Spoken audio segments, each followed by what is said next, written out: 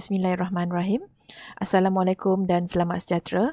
Baiklah, kita mulakan mengulang kaji untuk mata pelajaran RBT ya. Jadi untuk tingkatan 2, apabila kita mengulang kaji, cikgu akan masukkan soalan-soalan daripada tingkatan 1 juga ya, supaya kita tidak lupa. Jadi kita mulakan mengulang kaji untuk bahagian A. Jadi lihat pada soalan yang telah cikgu berikan ya. Okey, soalan pertama ialah soalan tentang pilihan jawapan. Jadi soalan ini diberi disertakan dengan pilihan jawapan A, B, C ya, dan D untuk kamu pilih. Setiap soalan membawa 1 markah. Okey, jadi soalan pertama, Rajah menunjukkan bidang dalam reka bentuk dan teknologi. Okey, dalam bidang ini penghasilan produk, manakala dalam produk ini terbahagi kepada 2, iaitu konkret dan apa. Jadi di sini kita lihat daripada pelajaran semasa tingkatan 1, reka bentuk dan teknologi terbahagi kepada 2, iaitu konkret dan abstrak. Di mana konkret ini adalah produk-produk yang kita boleh lihat dan sentuh ya, iaitu dalam bidang teknologi dan seni, segala hasilnya ataupun produknya kita boleh sentuh. Manakala dalam produk abstrak, kita hanya boleh menggunakannya saja tanpa boleh menyentuhnya. Jadi di sini jawapannya ialah abstrak. Okey, jadi bulatkan pada jawapan B. Okey, lihat pada soalan yang kedua.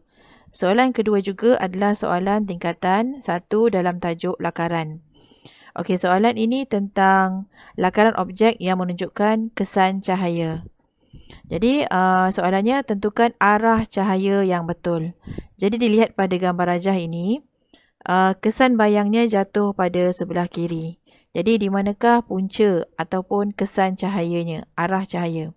Kita lihat pada nota yang telah kita pelajari ya. Dilihat kesan cahaya ini pada sebelah kanan ya. Bayangannya pada sebelah kanan. Oleh itu sumber cahayanya berada di sini ya, di sebelah kiri atas. Oleh itu jawapan pilihan yang tepat ialah jawapannya ialah C. Okey, maksudnya kesan cahayanya ataupun arah cahayanya berpunca daripada C. Okey, seterusnya kita lihat pada soalan nombor 3. Soalan nombor 3 adalah soalan daripada tingkatan 1 bab 3, iaitu project brief. Okey, soalannya, pilih tujuan utama penghasilan jadual maklumat project brief. Okey, jika kamu lupa, cikgu telah tunjukkan di sini ini adalah jadual maklumat project brief. Okey, di mana ia menyatakan tentang fungsi, persembahan, tujuan, kuantiti, style, gaya dan kualiti. Okey, ini adalah satu maklumat pada borang project brief yang telah diringkaskan dalam bentuk jadual maklumat project brief. Jadi untuk soalan ini, kita lihat pada soalan semula. Apakah tujuan utama penghasilan jadual maklumat project brief tadi? Okey, jawapannya ialah untuk meringkaskan ya, meringkaskan maklumat yang telah diperolehi dalam borang project brief. Okey, sebab itu diwujudkan jadual ini. Okey, seterusnya nombor 4. Okey, rajah 4 menunjukkan, rajah 2 menunjukkan teknik pembinaan objek. Ini juga daripada soalan tingkatan 1. Okey, dalam bab 2 ya. Jadi soalannya, apakah teknik yang digunakan ya untuk pembinaan objek tersebut? Kita rujuk lagi pada pembelajaran yang telah kita belajar ya. Kita lihat pada nota yang cikgu selitkan sini. Dalam teknik pembinaan objek sebenarnya ada 4 ya. Ada 4, iaitu pembenaman, pembuangan, penyatuan dan peleraian. Okey, kita ulang kaji dulu. Okey, pembenaman menunjukkan satu objek dimasukkan ke dalam objek yang lain. Okey, hasilnya ini. Kemudian pembuangan pula ialah membuang sebahagian yang tidak dikehendaki, seperti bahagian ini, dan produk barunya seperti yang cikgu tandakan. Manakala penyatuan ialah mencantumkan 2 objek atau lebih. Okey, hasilnya seperti ini. Ataupun seperti Lego ni lah ya. Dan peleraian pula maksud objek asas dileraikan sehingga menjadi objek baru yang lebih ringkas. Nampak? Ini hasil dia. Okey, jadi antara 4 kaedah ini, manakah jawapan yang betul? Yang mana teknik yang betul? Jadi merujuk kepada nota yang cikgu beritahu tadi, jawapannya ialah membuang. Jadi maksudnya ada bahagian yang dibuang untuk hasilkan produk yang baru. Jawapannya ialah D. Jadi untuk ulang kaji ni kita kena tengok pada nota yang lepas ya. Sekurang-kurangnya kita mengulang semula pelajaran-pelajaran yang lalu supaya tak lupa. Okey, rujuk kepada soalan nombor 5 pula. Okey, soalan nombor 5 ialah tajuk aplikasi teknologi tentang fertigasi ya. Jadi soalannya merujuk kepada rajah. Okey, rajah ya. Apakah nama sistem pengairan ini? Jawapannya ialah ini adalah sistem hidroponik ya. Salah satu daripada sistem hidroponik. Jadi kita lihat pada pelajaran yang telah kita belajar masa tingkatan 1 ya. Dalam sistem pengairan ni ada sistem percikan. Okey, kalau nampak gambarnya kalau cikgu tunjukkan, ini gambar yang semburan ataupun percikan air dilakukan daripada nozzle jatuh ke permukaan tanah seperti hujan. Okey, yang kedua sistem pengairan kabus. Maksudnya dia seperti juga renjisan air tetapi nozzle yang lebih halus digunakan supaya dapat menghasilkan semburan seperti kabus ya. Okey, dan akhir sekali ni sistem pengairan titis. Okey, yang ini ialah pengairan air diberikan secara teratur ya kepada setiap tanaman. Kerana cara ini lebih berkesan dan tiada pembaziran. Okey, kita rujuk balik pada soalan tadi. Okey, apakah nama sistem pengairan yang disoal dalam soalan 5? Okey, jawapannya ialah sistem pengairan titis. Okey, sistem pengairan titis. Okey, kita pergi kepada soalan nombor 6. Okey, soalan nombor 6. Prinsip inventif bagi kaedah pemisah ruang yang mana betul? Okey, yang ini kita kena rujuk kepada 7 prinsip inventif ya. Kaedah pemisah ruang atau kaedah pemisah masa. Jadi dilihat pada soalan ini, pengisrakan, pembahagian, pengantara, penyarangan ini adalah contoh untuk kaedah pemisah ruang. Okey, cikgu telah kepilkan di sini antara ringkasan nota untuk kaedah pemisah ruang. Soalan bertanyakan tentang pembahagian, pengisrakan, penyarangan dan pengantara. Okey. Jadi apakah jawapan yang betul? Okey, kalau pembahagian kita rujuk kepada pembahagian objek kepada bahagian-bahagian yang kecil. Contohnya ialah Prabu DIY. Okey, cikgu ingatkan bila belajar banyak gunakan gambar, ya. Kemudian yang kedua, pengisrakan. Maknanya kita memisah ataupun keluarkan bahagian yang mengganggu seperti alat pendingin hawa. Penyarangan pula ialah memasukkan satu objek. Okey, seperti antena radio, dan pengantara pula adalah kita adakan bahagian baru antara dua objek. Ya. Okey, jadi kita lihat pada soalan ni. Soalan ni. Okey, pengisrakan. Dia kata antena radio yang boleh dipanjangkan dan dipendekkan. Okey, jawapannya betul atau salah yang itu? Okey, tentulah salah ya. Pengisrakan ni maksudnya pemisahan ya ataupun pengasingan. Jadi pengisrakan ni sebenarnya adalah jawapannya ini. Okey. Pembahagian pula adalah apa dia jawapannya? Pembahagian pula adalah konsep seperti perabot yang dijual menggunakan konsep DIY. Okey, ini jawapannya. Contohnya tepat. Pengantara pula adalah seperti pembahagian ya. Yang ini. Pengantara ni adalah pembahagian antara baru dengan dua objek. Okey, contohnya sarung tangan ketuhar. Tapi di sini tiada contoh yang cikgu boleh beri. Manakala penyarangan ialah antena radio tadi. Okey, yang ini pula menukar bentuk objek bentuk bulat jam dinding ke bentuk tidak sekata. Ini sebenarnya adalah contoh prinsip inventif untuk tidak simetri.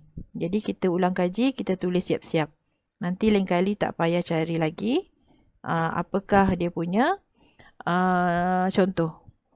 Okey, menukar jam dinding bentuk tidak sekata itulah tidak simetri. Jadi di sini jawapan yang betul ialah B, ya, pembahagian, iaitu perabot yang dijual menggunakan konsep DIY. Okey, seterusnya nombor 7. Padankan yang benar tentang parameter dan penjanggahan fizikal.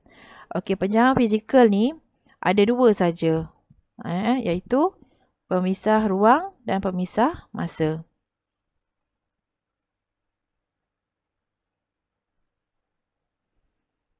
Jadi kita lihat dari segi parameter. Jika mengukur tentang ketinggian, okey, ketinggian sama ada rendah atau tinggi. Jadi di sini perkataan besar ni salah. Sepatutnya ini adalah tinggi. Okey, panjang dan pendek. Okey, betul. Beban, berat dan ringan. Betul. Manakala saiz kecil dan ringan. Betul ke? Okey, saiz kecil dan besar. Okey, beban, berat dan ringan. Panjang dan pendek. Di sini perkataan yang tidak diterima ialah panjang. Sepatutnya adalah saiz. Jadi jawapan yang tepat ialah C, iaitu beban, berat dan ringan. Jadi kena pastikan ya, baca soalan tu betul-betul dan tepat kita punya pilihan jawapan. Sebab kebanyakan soalan dia mengelirukan. Okey, nombor 8. Antara berikut, yang manakah fasa pertama? Fasa pertama dalam penyelesaian masalah inventif. Okey, apa dia fasa pertama ni? Kita lihat pada contoh yang cikgu beri ni. Okey, dalam peta ini yang tulisan warna merah itu adalah fasa. Fasa pertama analisis, fasa kedua model masalah, fasa ketiga kaedah penyelesaian, fasa keempat model penyelesaian. Jadinya, apakah jawapan bagi soalan tadi? Okey, jawapannya adalah analisis, ya. Jawapannya adalah analisis punca masalah. Jadi kita bulatkan pada jawapan analisis punca masalah. Okey, seterusnya kita lihat pada nombor 9. Antara berikut yang manakah super sistem? Okey, pertama kita kena tahu apa dia maksud super sistem. Tolong salin juga daripada nota yang soalan yang kamu ada. Super sistem tu maksudnya sistem yang lebih baik, lebih bermutu dan lebih berkuasa. Okey, antara jawapannya apa dia? Okey, jawapannya ialah lantai. Kemudian yang kedua ialah nombor 2. Okey, lantai. Yang kedua cahaya dan keempat kelembapan. Okey, jawapan yang tepat ialah lantai, cahaya dan kelembapan. Jadi jawapannya ialah C. Okey. Okey, seterusnya kita lihat kepada nombor 10. Apakah maksud masalah bukan inventif? Okey, dalam tajuk ni kita ada belajar dua ya. Satu, masalah bukan inventif. Satu lagi ialah masalah inventif. Jangan keliru. Okey, kita lihat dulu nota yang telah kita pelajari. Okey, masalah bukan inventif. Biasanya masalah ni dia terus selesai. Dia tak ada masalah ataupun kesan sampingan. Manakala jika masalah inventif pula, dia ada kesan sampingan. Okey, kena ada beberapa fasa penyelesaian. Ada 4 fasa penyelesaian. Jadi itu beza masalah inventif dengan masalah bukan inventif. Jadi kita lihat apakah maksud masalah bukan inventif. Maksudnya masalah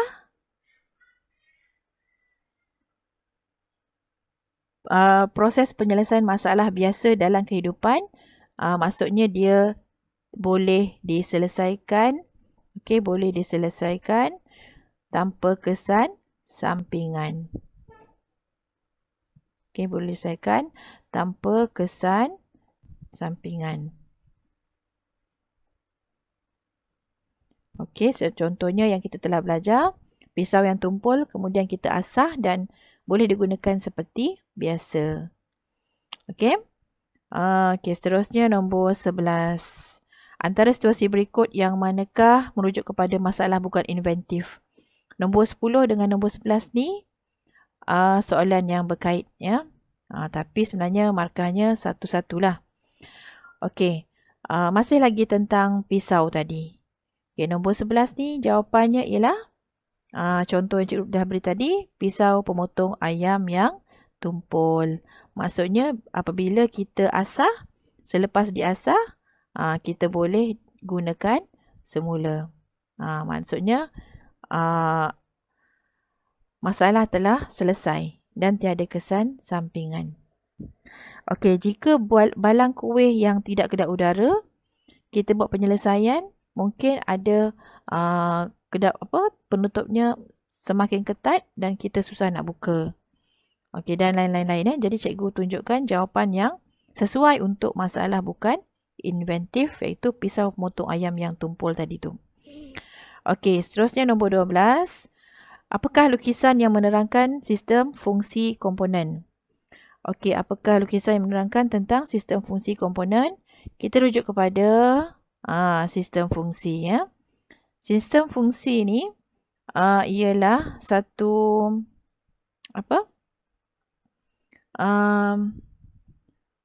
satu rajah, ya, satu rajah di mana ia menunjukkan komponen, fungsi dan objek. Jadi di sini fungsi komponen ialah, jawapan yang tepat ialah kita kena buat lukisan model fungsi.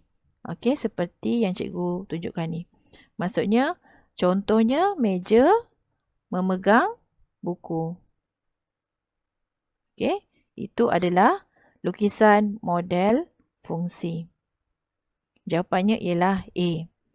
Ini tentang sistem fungsi komponen, ya. Jadi cikgu harap kamu jelas tentang jawapan yang cikgu beri merujuk kepada sistem fungsi ini, ya.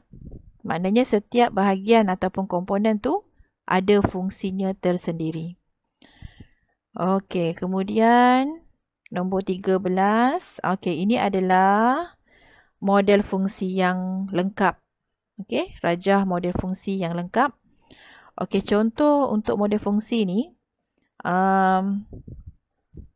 tentang sebuah kerusi, ya. Okey, sebab dia kata tentang kaki kerusi, muka kerusi. Jadi itu merujuk kepada sebuah kerusi. Jadi dikata kerusi ni ada masalah. Okey. Walaupun dia tak nyatakan itu adalah kerusi, tapi kita boleh lihat pada model fungsi ni menerangkan tentang sebuah kerusi yang bermasalah. Okey, masalah dilihat pada skru. Okey. Mungkin menyebabkan kerusi ini goyang lah, maksud dia di situ.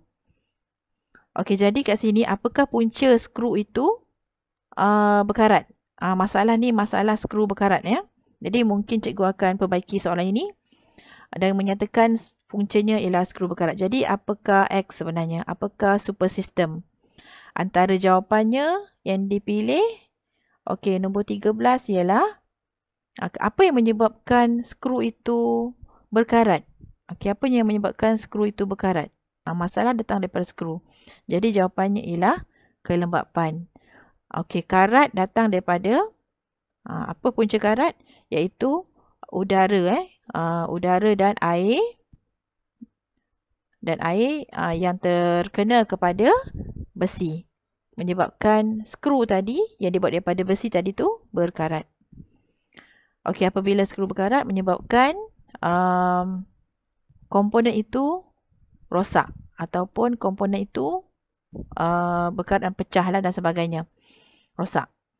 Okey, nombor 13 ya. Nombor 13 tadi jawapannya ialah kelembapan. Jadi super sistem di sini ialah kelembapan. Jadi tuliskan ya. Okey, seterusnya nombor 15. Okey, ini menunjukkan garisan interaksi. Okey, dia kata yang manakah yang betul. Merujuk kepada garisan interaksi yang ditunjukkan. Okey, kita tengok di sini. Garisan interaksi ni ada 4 ya. Garisan yang biasa, anak panah, itu maksudnya berguna ataupun normal. Jika dia putus-putus, maksudnya berguna tapi tak mencukupi. Jika dia tebal, maksudnya dia berguna tapi berlebihan. Manakala bila dia beralun seperti ini, maksudnya ada satu masalah. Jadi lihat pada garisan yang kita lihat ni adalah garisan yang normal. Okey, normal ke? Tapi dia dalam keadaan tebal ya. Garisan ni tebal. Jadi jawapannya ialah berguna tetapi berlebihan. Okey, kalau biasa dia lebih nipis. Okey, nombor 15. Parameter yang bagi percanggahan fizikal besar, kecil. Parameter bagi percanggahan fizikal besar kepada kecil. Di sini ialah jawapannya ialah saiz. Okey, tadi kita dah bincang awal. Besar, kecil itu adalah saiz. Okey. Seterusnya kita pergi kepada bahagian B ya. Bahagian B ni soalannya soalan yang menghendaki kita menulis jawapan daripada ruang yang diberikan. Biasanya untuk soalan ni kita lihat pada markah, okey, ruang markah. Jika 2 markah maksudnya ada 2 jawapan yang kita perlu isikan. Jadi kat sini soalan pertama bahagian B, rajah 6 dalam rupa geometri yang digunakan dalam reka bentuk. Namakan kategori rupa tersebut sama ada rupa geometri 2D atau rupa organik 2D. Okey, 2 perkataan ni, okey, 2 istilah ni yang kamu kena isi di ruang kosong dengan tepat. Okey, kita lihat di atas tu sama ada geometri ataupun organik, yang bawah pun sama. Okey, ini pelajaran tingkatan 1. Jika geometri biasanya dia ada bentuk yang tertentu ya. Manakala kalau organik dia bebas, okey, bentuknya bebas dan tak ada bentuk yang khusus. Okey. Jadi mudah saja kita lihat sini. Jadi jawapan A ini adalah tuliskan rupa bentuk rupa geometri 2D. Tulis seperti kehendak soalan. Rupa geometri 2D, manakala bawah ni adalah daun ni adalah rupa geometri 2D. Okey, lihat pada soalan nombor 2. Yang berikut adalah proses kerja dalam pengurusan projek. Okey, dia beri A, skop kerja, B, tempoh masa, C ialah kos projek. Jadi jawapannya kita kena lengkapkan. Sama ada A, B atau C.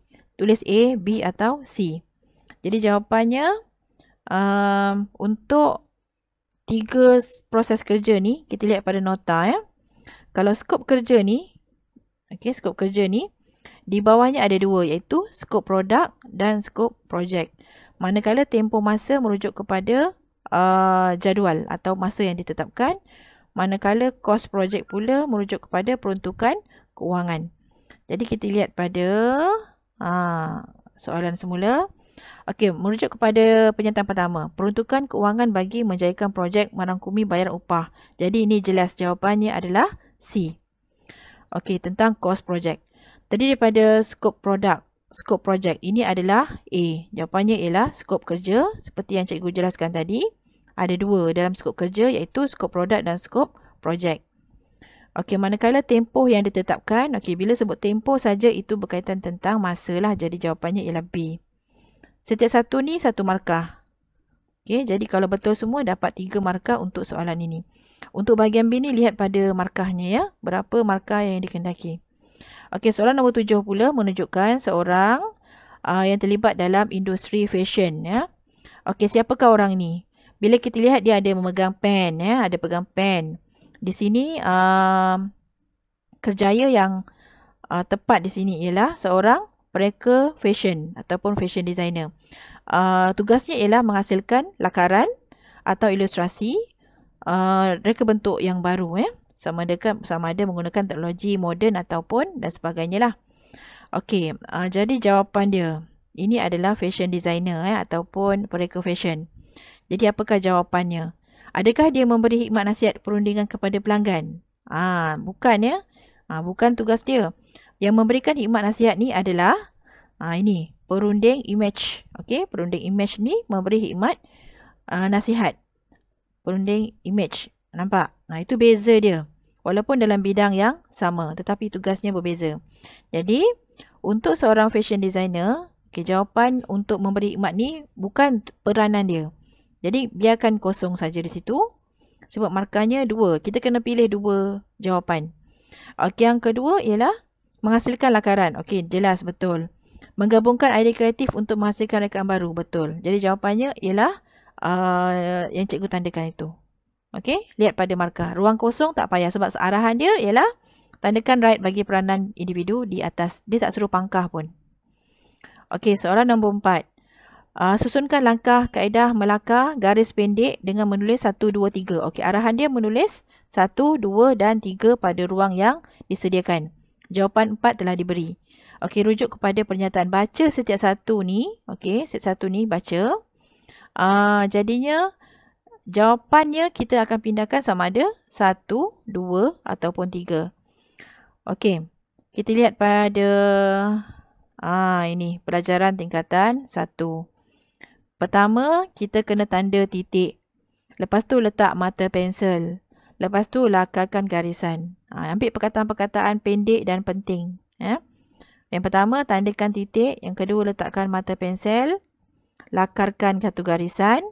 Kemudian barulah lakarkan garisan dengan garisan yang tebal dan hitam. Itu akhir sekali. Okey, jawapan yang telah diberi nombor 4. Tebal dan hitam ni telah diberi untuk jawapan nombor 4. Jadi kita perlu pilih 1, 2 atau 3. Okey, tadi kita lihat jawapannya yang pertama ialah, langkah pertama ialah tanda titik. Ni. Okey, tanda titik.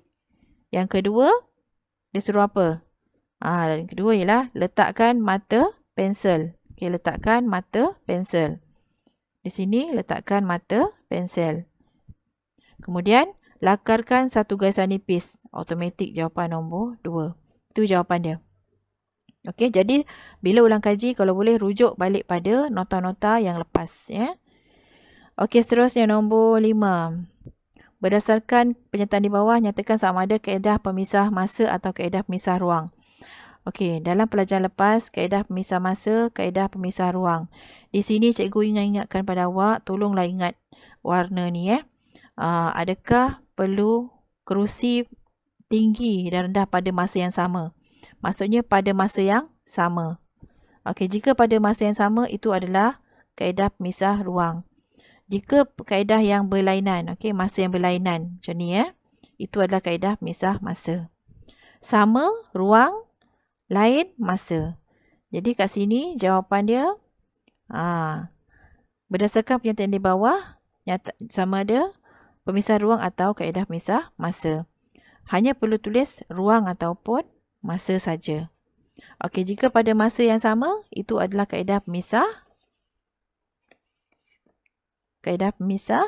ruang. Kaedah pemisah ruang.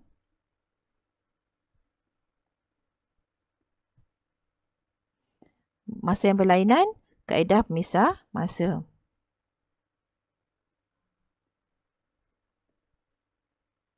Okey. Jadi perlu ingat, kalau masa yang sama, kaedah pemisah ruang, berlainan kaedah pemisah masa. Okey, seterusnya nombor 6. Maklumat yang berikut adalah jenis-jenis masalah. Masalah inventif dan masalah inventif. Bab pertama yang telah kita pelajari. Okey, jika ada kesan sampingan. Okey, tanpa kesan sampingan. Tanpa kesan sampingan itu adalah masalah bukan inventif. Okey, seperti pisau tumpul tadi. Tak ada kesan sampingan. Manakala yang ada kesan sampingan, itu adalah masalah inventif. Okey, itu saja. Hanya menulis A atau B. Okey, seterusnya nombor 7. Langkah penyelesaian masalah bukan inventif. Okey, dengan menulis A, B dan C. Jadi yang ini ada fasa dia. Yang ini masalah, contoh masalah seperti pisau tadilah. Contoh masalahnya, kalau bukan inventif ni, masalah seperti pisau tadi. Okey, kita bayangkan apakah dia punya langkah-langkah penyelesaian. Okey, alatan tak berfungsi. Maksudnya alatan tumpul. Okey, apa perlu buat? Langkahnya kita lihat pada contoh yang cikgu telah letakkan di bawah ni ya. Okey, bermula dengan kenal pasti masalah. Okey, kenal pasti masalah. Kenal pasti masalah ialah B. Okey. Kemudian seterusnya melaksanakan pilihan. Kita ada senaraikan beberapa pilihan, buat pilihan dan laksanakan. Jadi kat sini kita pilih untuk pilih jawapan A, iaitu menambah baik alatan, maksudnya pilihan kita untuk mengasah pisau tadi tu. Itu contoh. Ya, jadi maksudnya kita menambah baik alatan sebab itu adalah pilihan kita. Dan akhir sekali alatan digunakan semula. Maksudnya masalah tadi telah diselesaikan dan boleh digunakan semula. Alatan dapat digunakan semula. Baiklah, kita teruskan bahagian B untuk soalan 8. Okey, tandakan right bagi pernyataan yang betul mengenai penentuan kaedah penyelesaian masalah inventif secara pemisah. Jadi di sini diberikan kaedah pemisah ruang dan kaedah pemisah masa. Jadi tolong betulkan untuk pernyataan yang kedua itu adalah kaedah pemisah masa. Tandakan seperti yang cikgu tunjukkan. Jadi kat sini pernyataannya merujuk kepada yang tadi itu kan, cikgu dah terangkan. Kaedah pemisah ruang dipilih sekiranya perjangkaan fizikal berlaku pada masa yang sama. Okey, betul. Kaedah pemisah masa dipilih sekiranya perjangkaan fizikal berlaku pada masa yang berlainan. Okey, 2 markah, 2 saja jawapan yang perlu kita pilih. Okey, nombor 9. Maklumat yang berikut adalah prinsip inventif pemisah ruang. Okey. Ini pun sama dengan soalan bahagian A tadi. Jadi untuk pembahagian contohnya ialah A tadi iaitu perabot pasang siap DIY. Kemudian pengestrakan contohnya alat penghawa dingin. Okey, jadi jawapannya ialah ini ya, B. Kemudian antena radio yang boleh dipanjang dan dipendekkan contohnya ialah untuk penyarangan. Jadi mudah nak ingat kerana kita ingat pada objek contoh. Okey, nombor 10. Maklumat berikut berkaitan dengan analisis fungsi. Okey, A ialah fungsi, B model fungsi, C pula ialah komponen. Jadi kita kena letakkan pada ruang yang betul sama ada A, B atau C ya. Tuliskan A, B ataupun C pada petak yang disediakan. Jadi menggambarkan keseluruhan hubung kait antara komponen dengan kesannya dalam sistem itu adalah model fungsi. Okey, maksudnya dia menunjukkan hubung kait. Kaki kerusi memegang muka kerusi. Okey, dan sebagainya. Okey, yang kedua bahagian kecil yang berfungsi menyokong sistem. Okey, nombor 10. Jawapannya ialah C. Ini disebut sebagai komponen. Okey, dan tindakan sebuah produk untuk merubah objek sasaran disebut sebagai fungsi. Okey. Yang ini kita boleh tengok rujuk contoh yang ini tadi ya. Cikgu ambilkan contoh. Okey, di mana fungsi itu adalah tindakan ya. Objek penerima kesan tu parameter, manakala produk tu adalah sistem. Seterusnya soalan terakhir bahagian C. Okey, soalan ini membawa satu soalan 10 markah. Okey. Jadi untuk contoh ini cikgu akan berikan satu soalan saja. Jadi soalan pertama, jelaskan fungsi komponen bagi sesuatu produk. Jadi apakah fungsi komponen? Okey, fungsi komponen adalah melaksanakan tugas yang tertentu. Okey, melaksanakan tugas yang tertentu bagi melengkapkan sistem fungsi produk. Okey, melaksanakan tugas yang tertentu bagi melengkapkan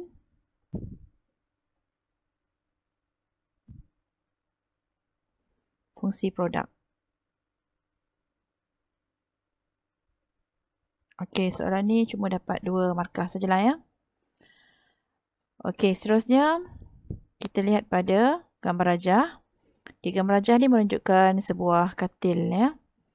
Okey, gambar rajah ini ditunjukkan mungkin ada satu masalah dah ya. Contoh pada gambar rajah mungkin kaki katil itu bergoyang. Okey, jadi kita lihat pada gambar rajah ni, jelaskan komponen yang ada pada jadual yang disediakan. Okey, kita rujuk pada sebuah katil ini. Okey, komponen yang ada ialah kaki katil, okey, muka katil, okey, dan lantai ya. Jadi sini kita tuliskan kaki katil. Kaki katil fungsinya memegang muka katil. Okey, di atas ni adalah muka katil. Ini adalah kaki katil ya. Okey, yang kedua, contoh yang kedua, kita letakkan lantai. Okey, lantai memegang kaki katil. Okey, jadi setiap satu ni membawa satu markah. Okey, jadi pastikan komponen, fungsi dan objek kita letak pada ruang yang betul. Okey, sekarang ni soalan C. Jelaskan konsep super system dan kaitkan dengan produk di atas jika kaki katil bergoyang dan tidak stabil.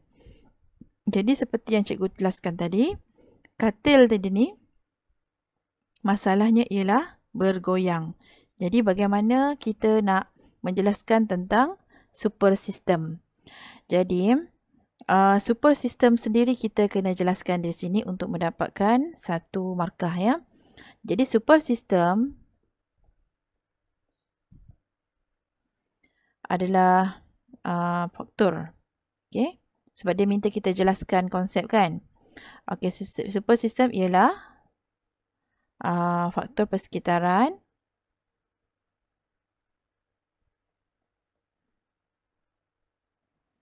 yang memberi kesan kepada produk. Yang memberi kesan kepada produk. Okey. Seperti di sini contohnya ialah lantai. Okey. Kedua, katil tidak stabil. Jadi kita menjelaskan tentang katil pula ya. Kerana dia bertanya tentang katil yang bergoyang, kaki katil yang bergoyang ataupun tidak stabil. Jadi kita nyatakan di sini kaki katil tidak stabil. Tidak stabil kerana skru. Okey, kerana skru yang memegang kaki katil,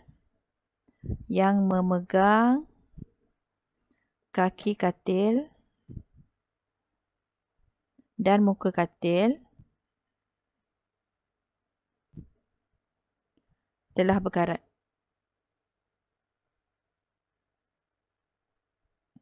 Dan patah.